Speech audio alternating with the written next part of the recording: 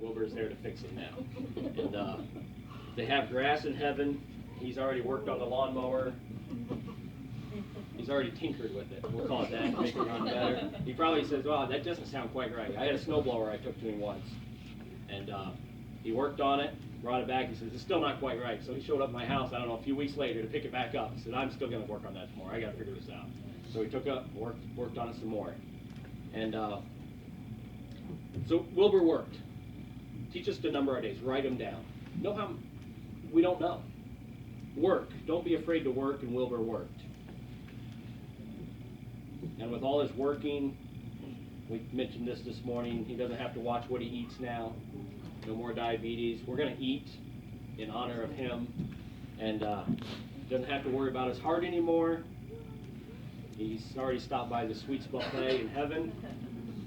Picked up his fill. Said it this morning, Gene and Barbara aren't there to slap his hand and tell him, no more, Daddy. No more. So, right, work, and then the word we used was wisdom. It says, teach us to number our days that we may apply our hearts unto wisdom. He lived his life wisely. Started the day each day in his Bible. He was in the book of Ruth. Which I don't know if you realize this, but the book of Ruth comes right after Judges, which is Judges 21, which is Gene's favorite story about the sobbing women getting kidnapped.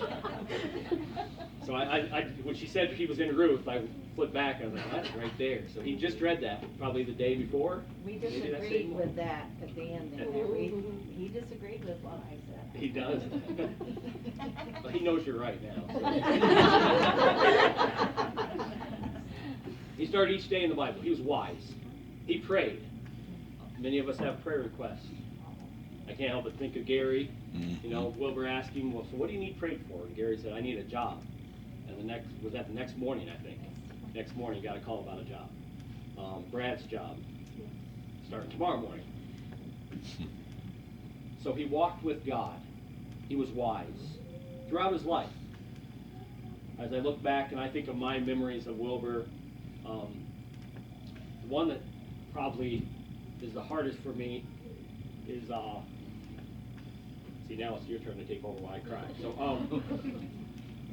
he came up to me, I preached a sermon, that was one of those sermons that I thought, boy, I don't know how this is going to go over.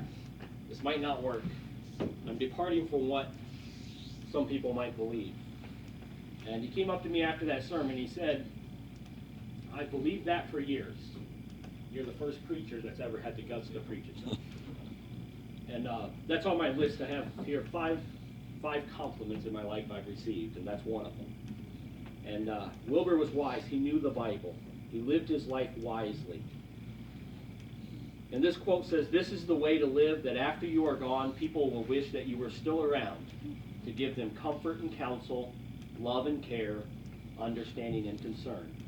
Help me, Lord, to do now what I wish I had done when I come to the end of the way. And so he wrote down how many days he had. He worked. He was wise. But I want to close by giving a final W to Wilbur's life.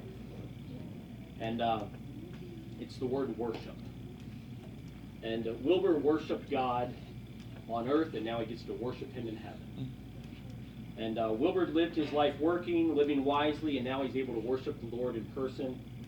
And I have no doubt that on Wednesday, when he got to heaven, he heard a well done, thou good and faithful servant. Thou hast been faithful over a few things.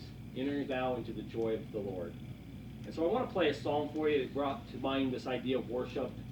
And I know it's a tearjerker and it'll make us all cry, but I think if you think about the words, it talks about worship.